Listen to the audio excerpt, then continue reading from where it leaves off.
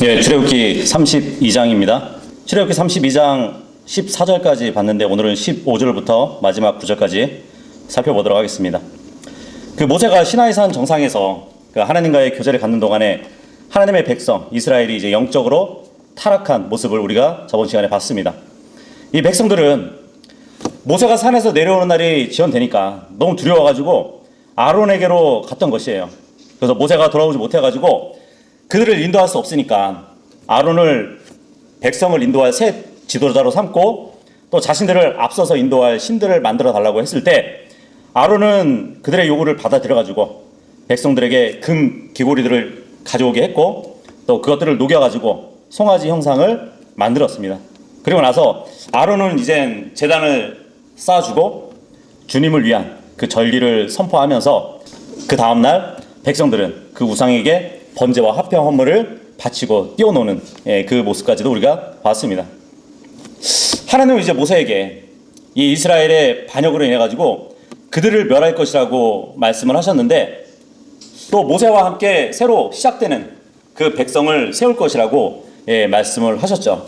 하지만 모세는 하나님 앞에 이스라엘 백성은 주님의 백성이라는 사실을 강조하면서 이스라엘을 멸하시면 주님은 파라오나 이집트인들에게 조롱거리가 될 것이라고 또 중보를 하는 모습을 우리가 봤습니다. 그러니까 아브라함과 이삭과 야곱에게 하셨던 그 하나님의 약속을 주님께서 깨버리게 되면 안 된다는 것을 상기시키면서 또 백성들을 중보했던 모세를 우리가 봤습니다. 그 결과 이제 하나님은 무시무시한 그 심판을 돌이키셨죠. 자, 이제 모세는 십계명의 두 돌판을 가지고 이제 산에서 내려오게 되는데 어떠한 일이 일어날지 함께 더 보도록 하겠습니다. 15절하고 16절 보시면 그리하여 모세가 돌이켜 산에서 내려왔는데 두 증언 판들이 그 손에 있었더라. 그 판들에는 그것들의 양면에 글이 기록되어 있었는데 한쪽 면과 다른 쪽 면에 그것들이 기록되어 있더라. 그리고 그 판들은 하나님의 작품이었으며 그 글은 판들 위에 새겨진 하나님의 글이었더라. 이 말씀을 하고 있습니다. 모세가 이젠 하나님과 대면을 하고 또 이제 이스라엘 백성에 대한 중보를 마치고 나서 백성을 멸망시키지 않겠다는 그 하나님의 약속의 어떤 보장을 받고 돌이켜서 산에서 내려오는 그 장면을 말씀해 주고 있습니다. 이제 백성과 대면할 일만 남았던 것이죠. 누가복음 9장 28절에서 33절에 보면 그 변화산상에서 예수님이 베드로와 야곱과 요한을 데리고 올라가셨죠. 근데 이제 하나님의 변형된 그 모습 그리고 모세와 엘리야가 나타난 그 장면을 보고 베드로가 어떻게 했죠? 베드로는 그 변형산에서 장막을 새 짓고 그 산에 있는 것이 좋다고 했던 인물이었죠.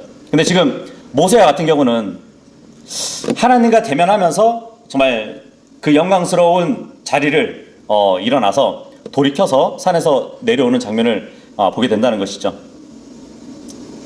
바로 산 아래에 있는 이 백성들에 대한 책임과 또 관심을 가졌다는 것을 보여주는 것이죠. 마찬가지로 오늘날 그리스도인들도 교회에 모여서 교회에 오래 머무는 것도 좋지만 나아가서 저 죄인들의 연민을 가지고 복음을 전하는 그런 삶도 살아야 될 것입니다. 모세가 이제 시나이산에서 내려올 때 두 증언판들을 가지고 내려오는 장면을 보게 됐는데 이 두 돌판은 앞뒤로 글이 새겨져 있다고 합니다. 성경에 보면은 에스겔서 2장 9절에서 10절에 보면 안팎으로 기록된 두루마리도 기록이 되어 있고요.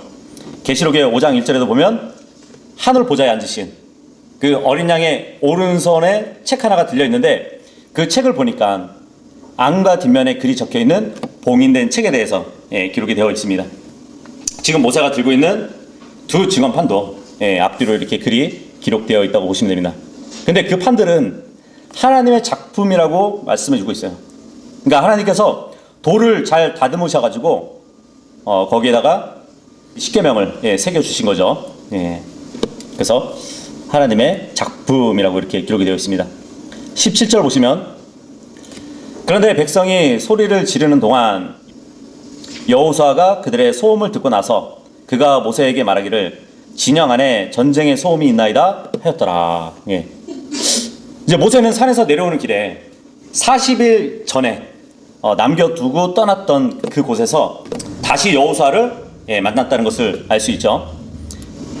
이 여호수아는 모세를 비롯해서 여러 장로들 그리고 아론과 아론의 아들들도 함께 산 어느 정도 높이까지 올라갔다가 이제 모세만 홀로 정상으로 올라갔었는데 그 사람들은 다 내려가고 여호수아만 혼자 남아서 이 모세를 기다렸거든요. 그러니까 40일 동안 모세도 금식을 했지만 여호수아도 아마 금식을 하면서 모세를 기다렸다고 또 볼 수 있을 겁니다. 모세가 돌아오기까지 산에서 기다리고 있었던 자가 바로 여호수아인데, 그래서 지금 이스라엘의 진영에서 무슨 일이 일어나고 있는지 파악하지 못하고 있는 것이에요. 하지만 모세는 산 정상에서 이미 이스라엘 진영에서 어떠한 일이 일어나고 있는지 알고 있었죠. 하나님이 그들이 우상 숭배를 한다는 것을 말씀해 주셨기 때문이죠. 근데 이제 여호수아는 모세가 돌아올 때까지 진영에 내려가지 않고 산에 머물러 있었기 때문에 백성들의 떠드는 그 소리를 전쟁의 난주를 알고 있었던 것 같아요. 아마도 다른 부족이 쳐들어와가지고 전쟁이 벌어진 것으로 알고 있었던 것 같습니다. 이렇게 모세와 여호수아가 만났고 또 이제 함께 진영으로 내려가게 되는데, 여호수아는 군인이었거든요. 그래서 군인으로서 전쟁의 소리를 아는 사람이에요. 그럼에도 이제 시나이 산에서 이렇게 내려오는 마지막 부분에는 아마 아래 평지를 볼 수 없었을 것이에요. 그러니까 산 기슭에 있는 그 구름 수증기 때문에 또 보이지 않았을 것 같습니다. 그러니까 소리만 들었던 것이에요. 18절 보시면, 그러자 그가 말하기를 그것은 승전으로 인하여 함성을 지르는 자들의 음성이 아니요 정복을 당하는 울부짖는 자들의 음성이 아니니라. 다만 노래하는 자들의 시끄러운 소리를 내가 듣노라 하였더라. 예. 모세가 이제 이야기해 줍니다. 노래하는 자들의 시끄러운 소리래요. 전쟁의 소리가 아니라고 말을 해주고 있습니다. 그 소리가 우상을 숭배하는 노랫소리인지 금방 알았다는 것이에요. 그래서 이 노래를 시끄러운 소리라고 말을 하고 있는데 말 그대로 소음이 들렸다는 거예요. 소음. 성경에 보면 이 노랫소리들이 소음으로 들리는 그런 장면들이 또 몇 구절 있긴 해요. 예를 들어 에스겔서 26장 13절에 보잖아요.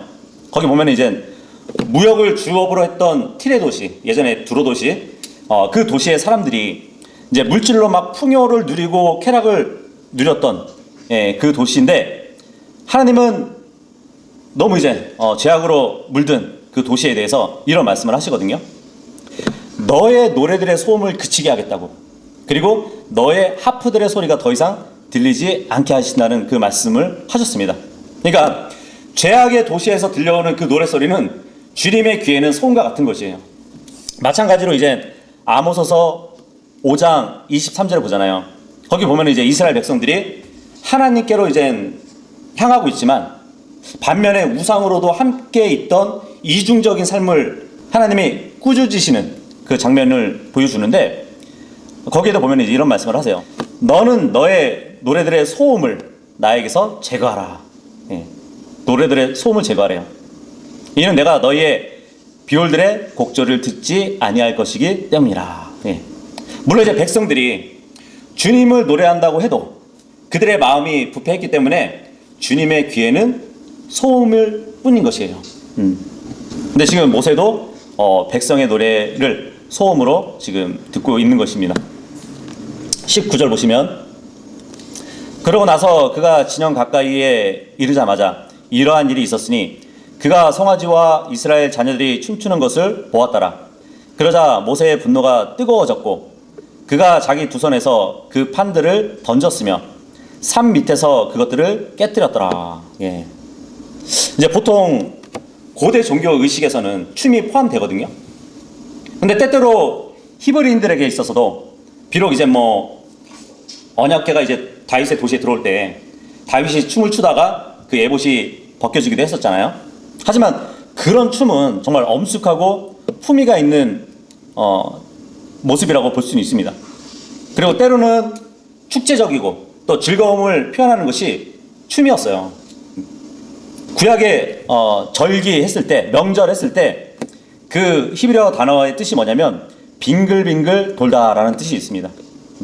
그러니까 어떤 명절을 이스라엘 백성들이 지킬 때는 빙글빙글 돌면서 춤을 추는 그런 일도 있었단 말이에요.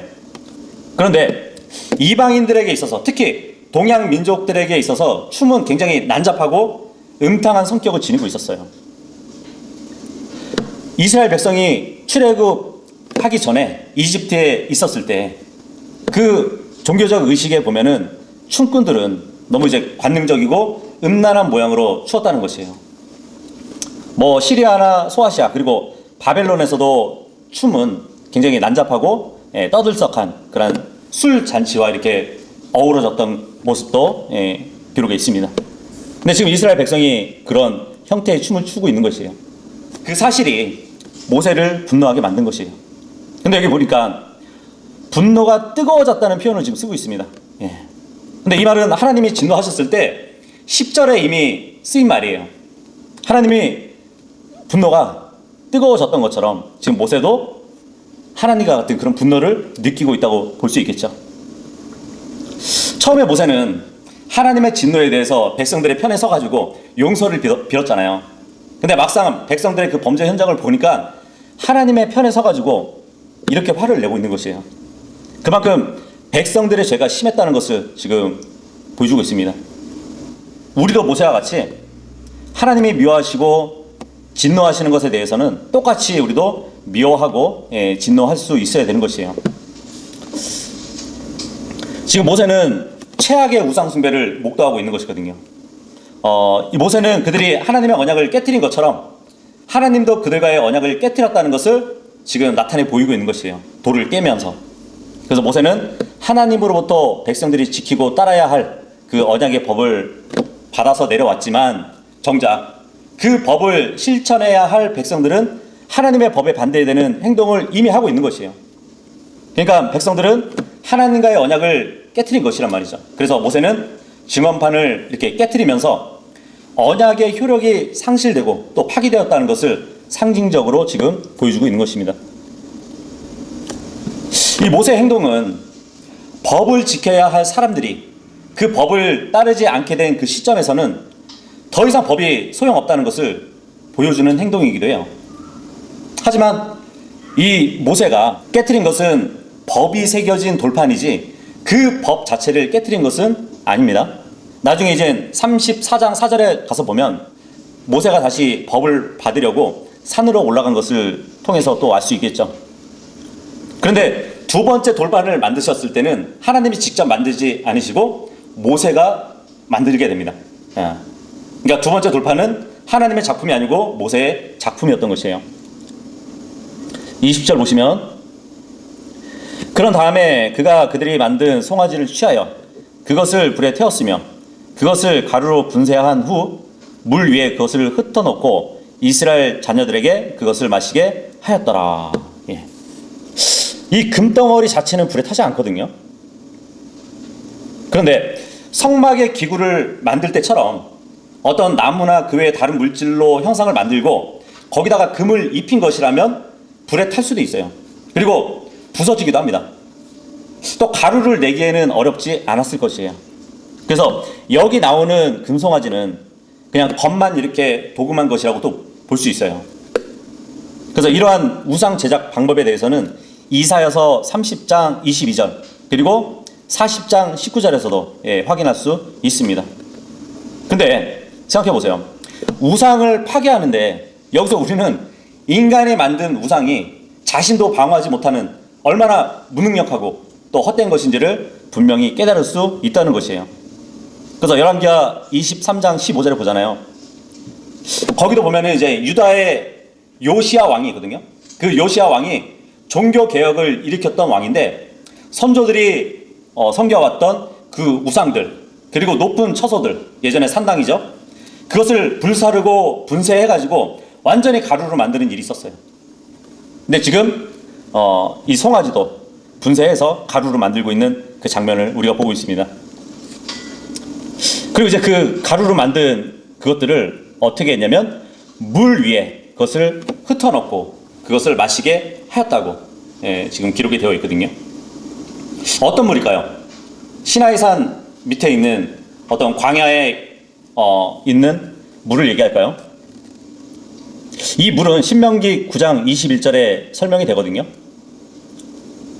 그 9절에 보면 그리고 나서 나는 너희의 죄 곧 너희가 만든 그 송아지를 취하여 그것을 불로 태웠고 그것을 발로 으깼으며 그것을 아주 잘게 갈았으니 심지어 그것이 티끌만큼 작아질 때까지 그리하였느니라.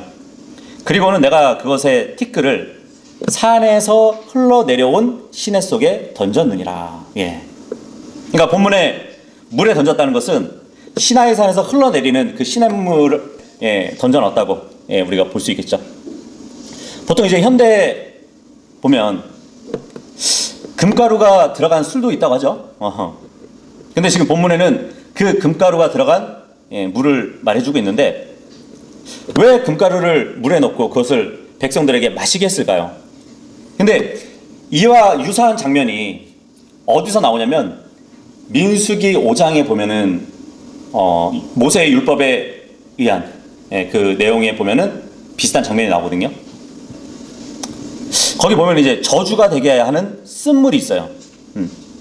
그러니까 민수기 5장에 보면 모세의 율법에서 어떤 여자가 외간 남자, 그러니까 결혼한 여자가 외간 남자와의 부적절한 관계를 가졌다고 의심을 받게 되잖아요. 근데 증명할 건 없어요.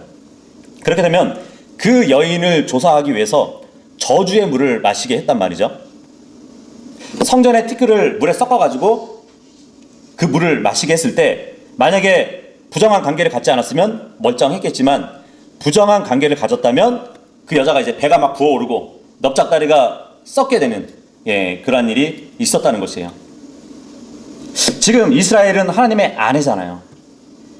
그의 남편이 되신 하나님 앞에서 영적 음행을 저질렀기 때문에 이 금이 섞인 물은 저주의 물의 성격을 지녔다고 볼 수 있을 겁니다. 백성들 가운데 송아지를 숭배한 자들이 3,000명이라고 이제 28절에 기록되어 있는데 아마 그 사람들을 색출하기 위한 도구가 되지 않았을까 이렇게 한번 추측해 볼 수 있을 것 같습니다. 21절 보시면 그런 다음에 모세가 아론에게 말하기를 이 백성이 너에게 무슨 일을 하였기에 너는 그들에게 이처럼 크나큰 죄를 가져왔느냐 하였더라. 우상을 파괴한 후에 자연히 이제 모세는 백성에 대한 책임을 맡았던 아론에게 지금 추궁하는 것을 보게 됩니다. 이 백성이 너에게 무슨 일을 하였기에 그러니까 모세는 백성들이 행한 그 위협을 알고 하는 말 같아요. 그러니까 아론은 백성들을 두려워했던 것이에요. 그러니까 백성들은 전에 모세와 아론에게 여러 번 불평을 했었잖아요. 심지어 막 모세에게 돌을 집어던지려고 한 적도 있었잖아요. 그러니까 아론이 혼자서 이 백성들을 막아내는 것이 도저히 불가능했거든요. 그럼에도 불구하고 지금 모세는 왜 이처럼 크나큰 죄를 가져왔느냐고 묻고 있습니다. 그러니까 크나큰 죄라고 얘기하는 것은 하나님 앞에서 우상 숭배가 가장 큰 죄라는 것을 또 말씀해 주고 있는 것이죠. 어쨌든 모세는 죄의 책임을 백성들이 아니라 그 지도자에게 묻고 있는 것이에요. 그래서 어떤 무리의 지도자의 행위 그 자체는 정말 전체 구성원들에게 미치는 영향력이나 또 책임이 실제로 막중하다는 것을 보여주고 있습니다. 22절 보시면 그러자 아론이 이같이 말하였더라. 내 주의 분노가 뜨거워지지 않게 하소서. 당신은 이 백성을 아시나니 그들이 악독함에 놓여 있나이다. 내 주의 분노가 뜨거워지지 않게 하소서. 그러죠. 그러니까 하나님의 분노를 말하는 것처럼 읽혀지지만 주 하니까요. 근데 아론이 지금 모세에게 내 주여 하고 호칭을 사용하는 것이에요. 영어의 주, 롤드. 그러니까 모세가 그의 형 아론보다 더 권위가 있다는 것을 말씀해 주고 있거든요. 물론 이 같은 권위는 하나님이 모세를 부르셨을 때 이미 허락하신 것이었어요. 4장 16절에 보면 이제 아론은 모세의 대변인으로 삼으셨거든요. 그래서 만일 모세가 전체 이스라엘을 이끌어야 할 위치에 있다면 육신의 형에게 매이게 되면 안 되잖아요. 그래서 백성들로부터도 권위를 인정받기 어려웠을 겁니다. 그래서 하나님께서는 모세에게 가장 어떻게 보면 어려운 친형인 그 대상 형으로부터도 권위를 인정받도록 하셔가지고 이스라엘을 이끌어갈 수 있게 해주신 것이에요. 모든 권위는 오직 하나님께로부터 오기 때문에 아론도 수긍하고 하나님 말씀을 따랐던 것이죠. 권위를 인정했다는 것이에요. 근데 지금 아론의 한번 변명을 보세요. 당신은 이 백성을 아시지 않냐고. 그들이 악독함에 놓여 있습니다. 그렇게 얘기를 합니다. 아론은 이렇게 말함으로써 자신이 져야 할 책임을 지금 백성들에게 슬며시 넘기고 있는 것이에요. 그러니까 아론은 백성의 우상숭배에 대한 책임을 겸손히 받아들이는 대신에 백성에게 돌리면서 자신을 지금 정당화하려고 하는 그 모습을 보고 있는데, 이것은 아론도 아담과 이브의 후손이라는 것을 입증해 줄 뿐인 것이죠. 창세기 3장에 보면은 3장 12절하고 13절 보잖아요. 그러면 하나님은 아담에게 어찌하여 선과 악의 지식의 나무의 열매를 먹었냐고 추궁하셨을 때 아담의 핑계가 무엇인지 아세요? 내 아내가 주어서 제가 먹었습니다. 그러지 않아요. 하나님이 내게 주신 그 여자가 나에게 주어서 먹었다고 합니다. 핑계를 대도 책임을 하나님에게로 돌리는 그 아담을 볼 수 있죠. 마찬가지로 이제 이브에게도 추궁했을 때 이브는 뱀에게 또 책임을 돌리는 그 모습을 보게 됩니다. 사실 근데 이 아론의 말도 틀리진 않았어요. 악독한 백성에게 위협을 받았단 말이죠. 어쩌면 자기의 의지와 상관없이 이를 행했기 때문에 이 아론은 나중에 죽음을 면할 수 있었다고 또 우리가 볼 수 있을 것 같습니다. 23절 보시면 이는 그들이 저에게 말하기를 우리 앞에 갈 신들을 우리에게 만들어 달라. 이집트 지역에서 우리를 데리고 올라온 남자인 이 모세로 말하자면 우리는 그가 어찌 되었는지 모르기 때문이라 하였기 때문이니라. 지금 모세의 물음에 대해서 아론은 자신의 행동을 변명하는 것으로 대답을 대신하는 것을 볼 수 있는데, 아론은 백성이 너무 악했고 자신은 단지 금만 수집했다는 사실을 애써 강조하고 있는 것이에요. 하지만 이제 아론은 실제적으로 백성들이 우상을 숭배할 수 있는 길을 열어준 사람이에요. 자신이 그 제사장 역할을 했었는지 그건 모르겠습니다. 만약에 그렇게 되면 하나님의 제사장이 우상의 제사장이 됐었다고 볼 수 있겠죠. 어쨌든 아론은 굉장히 이제 소극적으로 백성들의 죄를 묵인했고 방조했고 적극적으로 또 동조했고 협력했습니다. 나아가서 그 지도자 역할을 했던 것이 아론이란 말이에요. 24절 보시면 그리하여 제가 그들에게 말하기를 누구든지 어떤 금이라도 소지하였다면 그들은 그것을 뺄지어다 하였나이다. 그렇게 하여 그들이 그것을 저에게 주었으며 그때 제가 그것을 불 속에 던졌더니 이 송아지가 나왔나이다. 아론은 지금 자신의 행동을 더욱 정당화하기 위해서 불에 던진 그 금이 이 송아지로 바뀌었다고 말을 하고 있어요. 참 이 핑계는 아론의 대답 중에서 굉장히 민망하고 찌질한 변명이에요. 그죠? 송아지는 불에서 저절로 나온 것이 아니라 실제로 주조대에 금을 붓고 조각독으로 새겨가지고 만든 것이기 때문이에요. 보통 죄를 짓는 사람들이 죄를 회개하지 않고 이렇게 막 둘러대려 하는 말을 잘 들어보면은 전혀 합리적이지 않고 변명을 늘어낼 뿐입니다. 25절 보시면 그리고 나서 모세가 백성이 벌거벗은 것을 보았을 때 이는 아론이 그들을 벌거벗게 만들어 그들의 원수들 가운데서 그들의 수치에 이르도록 하였기 때문이라. 그러니까 백성들은 이방 종교의 제사 의식에서와 마찬가지로 우상 앞에서 벌거벗고 또 광란의 축제를 지녔고 자연적으로 성적 타락까지 연결되었던 것을 또 보여주고 있다고 볼 수 있습니다. 그러니까 백성들이 완전히 고삐가 풀려가지고 그들의 난폭한 정욕에 굴복되었다는 것을 말해준단 말이죠. 도덕적인 어떠한 자제력이 완전히 포기되었기 때문에 백성들은 자신들을 흥분하게 만들어서 결국 영적인 수치를 가져왔던 것이에요. 근데 모세가 얘기하는 것이에요. 그들의 원수들 가운데서 그들의 수치에 이르도록 하였기 때문이네요. 근데 여기 보니까 이스라엘 백성들 외에 누가 있었기 때문에 원수들 가운데서 백성들이 수치에 이르렀다는 말을 하는 것일까요? 이전에 이스라엘과 전투를 치렀던 아말렉인 그 중에서 어떤 자들이 백성과 여전히 가까운 곳에 거하다가 이러한 방탕한 외설을 목도했을 것이라고 주장하시는 분들도 있거든요. 그런데 여기서 이제 원수했을 때는 특히 이집트 사람들을 가리킨다고 볼 수 있습니다.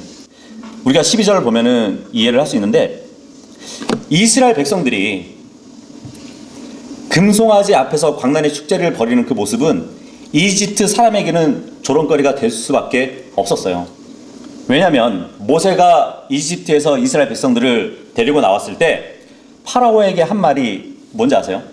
우리가 광야에 나가서 하나님께 경배를 드리게 해달라고 그랬거든요. 근데 결국 하나님께 경배를 드리지 않고 오히려 이집트인들이 섬기는 그 우상에게 경배를 드리고 있단 말이죠. 그것이 만약에 이집트인들이 알게 되면 이스라엘 백성이 수치에 이를 수밖에 없는 것이잖아요. 그래서 결국 광야에서 자신들이 섬기는 송아지 신을 섬기고 있는 이스라엘 백성들을 알게 된다면 정말 그 이집트 사람들에게 조롱거리가 되기에 충분했다는 것이에요.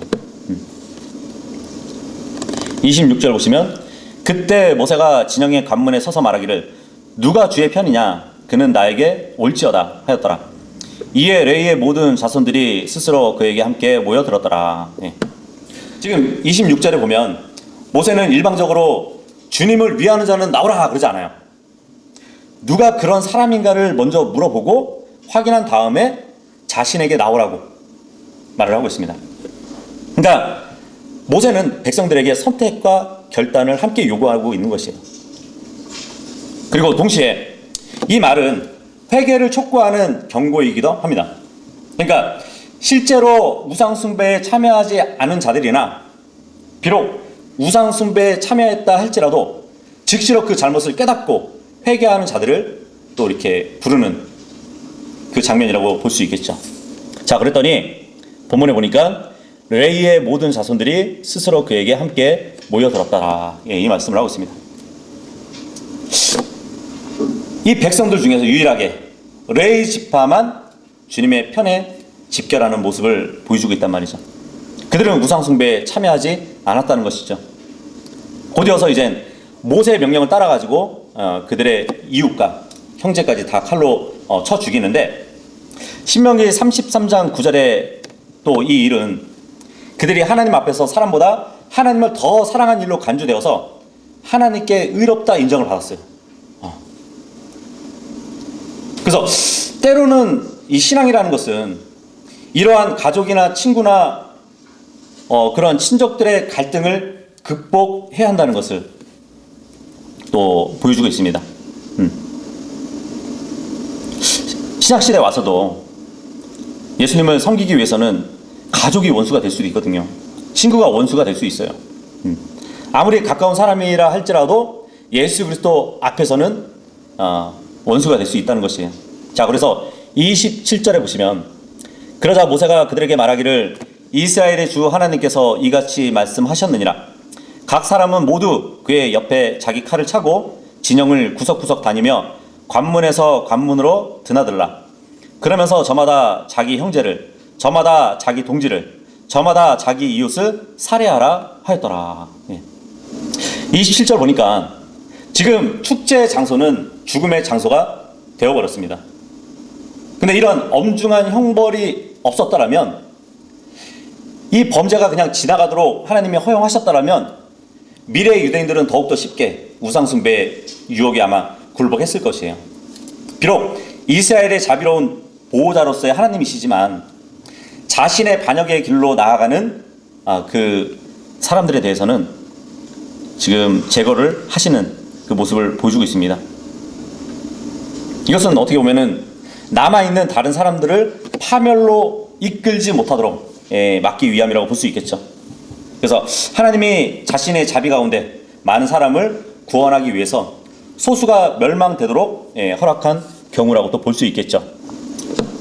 이스라엘 백성들이 종교적으로 하나님을 얼마나 잘 따르는지 자기 형제까지 죽일 만큼, 자기 동지를 죽일 만큼, 자기 이웃을 죽일 만큼 하나님께 열심히 있었다는 것이에요. 근데 나중에 천년왕국 때 가잖아요. 이미 예수님이 재림하셔서 다스리는 그 시대잖아요. 그럼에도 불구하고 만약에 자녀들 중에 누가 애언을 하잖아요. 더 이상 애언할 게 없는데 그렇게 되면은 그 자녀를 부모가 쳐 죽이라는 그 말씀도 있습니다. 하지만 이스라엘 백성들은 하나님에 대한 그 종교에 열심히 있었기 때문에 그러한 일을 감당할 수 있었다는 것이에요. 28절하고 29절 보시면 이에 레위의 자녀들이 모세의 말대로 행하였더라. 그리하여 그날의 백성 중에서 약 3,000명의 사람들이 쓰러졌더라. 이에 모세가 말하기를 오늘 너희 자신을 주께 거룩하게 구별하여 저마다 바로 자기 아들 위와 자기 형제 위에 임할지니 그분으로 하여금 이날 너희 위에 복을 부어주시게 하려 함이라 하였더라. 모세는 우상 숭배자들을 멸하는 그 일에 있어서 마음을 다해서 연합한 레위인들에게 하늘의 복을 선포하고 있습니다. 근데 이 복은 정말 하나님께서 레위인들을 아론과 그 아들들에게 주셔가지고 하나님을 섬기게 하신 그 복을 의미하는 것이에요. 자, 그런데 지금 죽음을 당한 인원수가 3,000명이거든요. 이 3,000명이라는 이 숫자는 정말 성경에 율법과 은혜를 대조하는 숫자라고 보시면 돼요. 구약의 율법 하면은 저주를 가져오잖아요. 율법은 저주를 가져오기 때문에 지금 3,000명이 죽었는데 신약으로 가잖아요. 신약에서는 은혜가 생명을 가져오기 때문에 사도행전 2장 41절에 보잖아요. 베드로의 설교를 듣고 3,000명이 구원을 받았다는 것을 또 기록해 주고 있습니다. 근데 구약 때에 율법을 받았던 그 절기가 오순절이거든요. 근데 신약 때에 성령님의 강림의 절기가 또 오순절이에요. 그래서 이 3,000명이 구약 때는 죽고 신약에서 3,000명이 새 생명을 얻었던 것처럼 이 율법과 은혜를 대조하는 숫자라고 보시면 될 것 같습니다. 30절 보시면 그러고 나서 이튿날 이러한 일이 있었으니 모세가 백성에게 말하기를 너희가 크나큰 죄를 지었도다. 그런즉 이제 내가 주께로 올라가겠노라. 혹시라도 내가 너희의 죄에 대하여 속죄를 이행할 수 있을까 함이라 하였더라.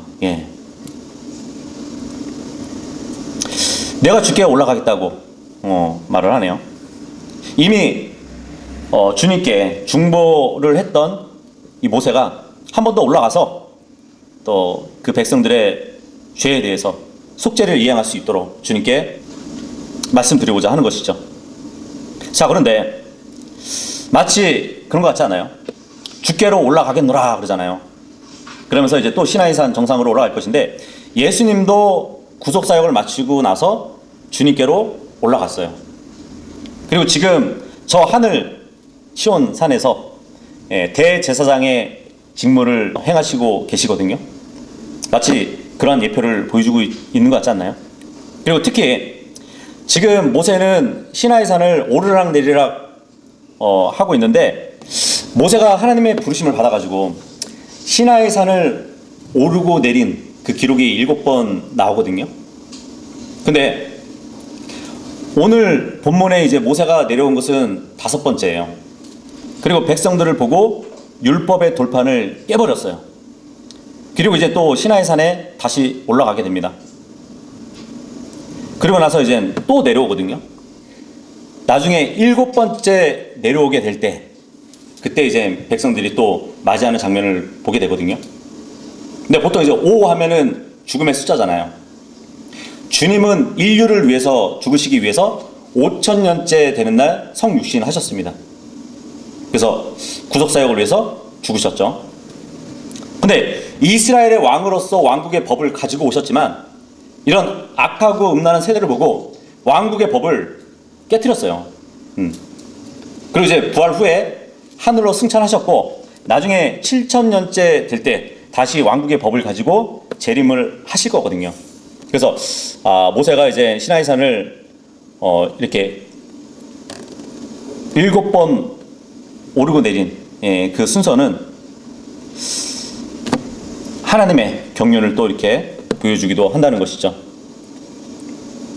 31절 보시면 그런 다음에 모세가 주께로 돌아가 이같이 말씀드렸더라. 오, 이 백성이 크나큰 죄를 짓고 자기들을 위하여 금으로 신들을 만들었나이다. 그렇지만 이제 만일 당신께서 그들의 죄를 용서하려 하신다면 좋으려니와 만일 그렇지 않으시다면 제가 당신께 간구하오니 당신께서 기록해 오신 당신의 책에서 저를 지워버리소서. 예. 엄청난 각오를 가지고 지금 하나님께 말을 하고 있네요, 모세가. 그러니까 모세는 하나님께서 백성을 용서하지 않으실 거면 차라리 저를 죽여달라고. 자, 그런데 그 표현을 뭐라고 하냐면 주님이 기록해 오신 책에서 지워버려달라고 합니다.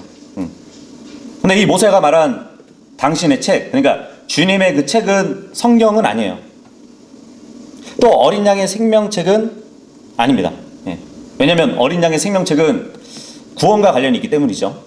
근데 지워달라는 것은 이미 책에 모세의 이름이 기록되어 있다고 또 볼 수 있겠죠.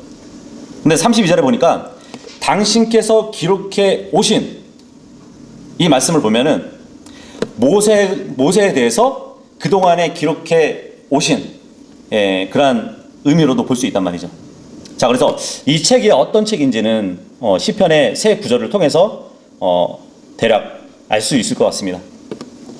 시편 139편 16절에 보잖아요. 거기 보면은 이런 말씀이 있습니다.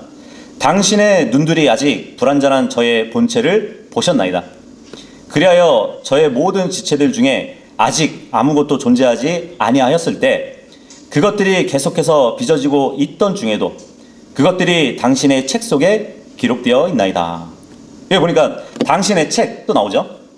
이 주님의 책, 그러니까 주님은 이미 어떤 사람이 모태에서 형성되는 전 과정을 자신의 책에 기록하셨다고 볼 수 있겠죠.